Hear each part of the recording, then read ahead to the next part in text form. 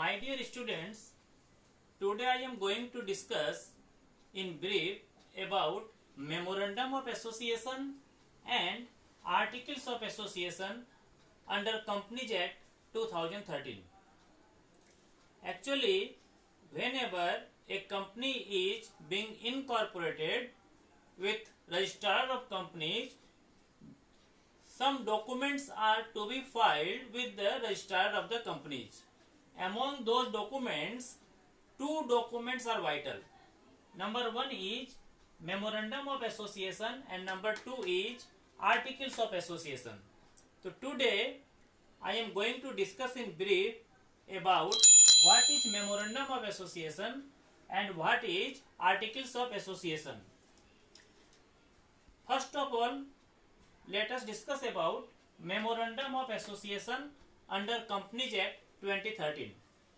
As per section 2, clause 56, memorandum means the memorandum of association of a company as originally framed or as altered from time to time in pursuance of any previous company law or of this act.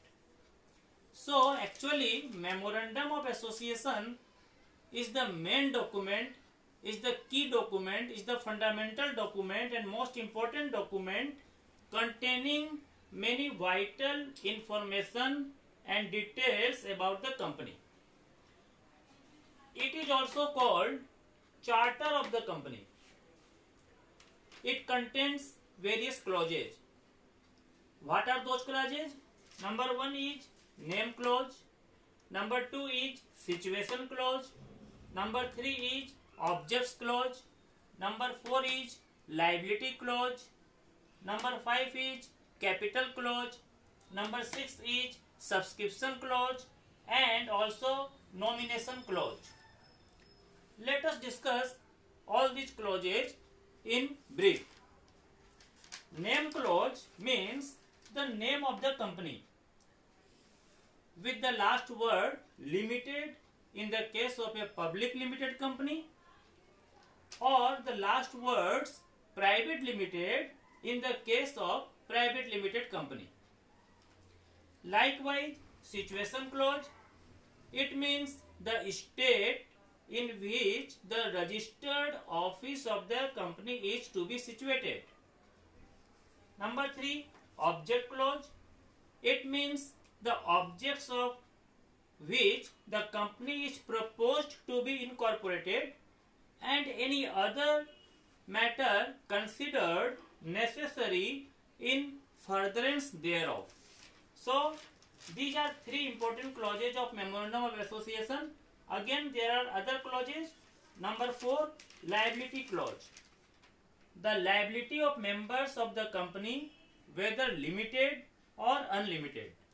Now, what do you mean by limited? What do you mean by unlimited? All these details are to be read separately. Next clause is capital clause. In case of a company having a share capital, the memorandum shall contain the capital clause. Now, subscription clause. What is subscription clause? When subscribers agree to subscribe the prescribed number of shares as stated against their name in the Memorandum of Association. Now next, nomination clause. In case of one person company, the name of the person who in the event of the death of subscriber shall become the member of the company. So, a Memorandum of Association, which is also called Charter of the company, basically contains all these important clauses.